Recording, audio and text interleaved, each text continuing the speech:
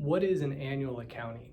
So when you have a guardianship account opened, usually for a minor child, could be for an adult who's incapacitated or just doesn't have the ability to take care of themselves, there's somebody who is managing that guardianship account, and they're able to withdraw money with court approval to be able to spend for the benefit of the person they're taking care of. So let's just say for a minor child was involved in an accident. They received a settlement.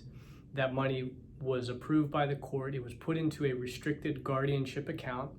And now the parents want to have some sort of access to that money to take care of the child. Maybe the child is 5 years old and the family doesn't have the financial means or could use some of the assistance to pay for the child's education, to help out with clothing, to maybe food, different things like that. Just regular care and maintenance of this young child.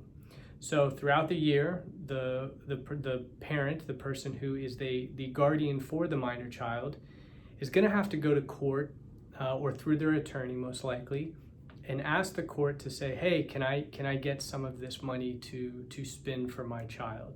And the court might, depending on the circumstance, might give a standing order which just says, hey, $500 every month is to go to this parent to be used for the child.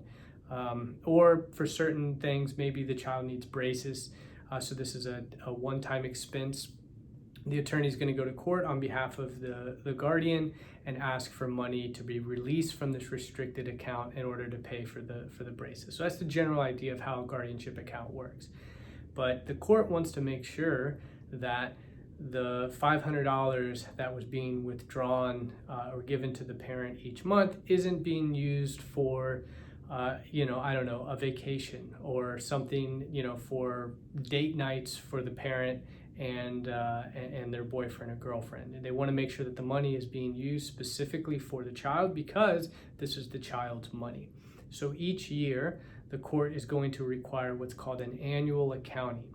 And what happens during that annual accounting is the attorney is going to compile all of the financial records that are available. It's going to be very helpful if the guardian has kept receipts, and that annual accounting is going to have to be provided to the court to show, hey, there was $20,000 in this guardian account. I saw that $5,000 came out. I want to know exactly where that $5,000, how and where that money went.